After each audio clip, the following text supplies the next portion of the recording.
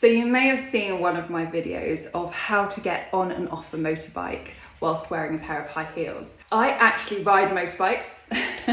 I have loved riding bikes. I haven't ridden a lot since my son was born. In the old days, before baby, I loved riding bikes. So how I learned to ride was I enrolled on a comprehensive motorbike course. I already had my car license, so I'd been driving since I was 17, but I had never ridden a motorbike. I'd gone pillion on the back for a long time with people that I trusted, but I had never actually ridden a motorbike myself. So I turned up to this car park and was given a little tiny CC bike with gears and a clutch. It wasn't just a rip and ride, you actually had to learn how to use the clutch, and that was it. I was then qualified to ride a scooter or a small motorbike with gears. And then I did the 5-day intensive course. We went out on a much more powerful motorbike.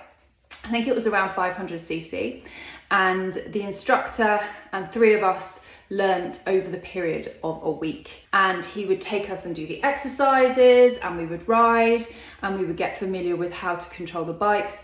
The big thing that struck me and what was the most hardest thing to do was that at low speeds, that was when the bike was the most unstable. So, you know, when you're maneuvering around a corner, when you're having to do a U-turn, that was the hardest thing because these bikes are heavy. And I did drop the bike a few times, but it had the safety rubber on the side so that when the bike fell over, the bike wasn't actually damaged, because I guess a lot of students drop the bike. So it came to test day and the instructor wasn't on a motorbike. The instructor assessing me for my exam was in a car.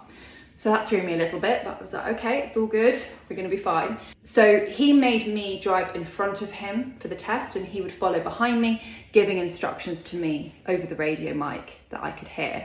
I remembered to do all the lifesavers, looking over my shoulder, and I did all the tasks. I did the U-turn without putting my foot down, because you're not meant to stop once you're in the maneuver, because otherwise it was a fail. And I passed. And then after that, I did track days, and I used to ride. I didn't do a lot of road riding because I knew that it's not the safest, and you know, accidents happen not because you aren't safe, but because other people on the road aren't as safe as they can be. So my first bike was a Ducati 996. It sounded amazing. Obviously I had all the leathers, I had the full helmet, I had the protection on the gloves, the proper boots.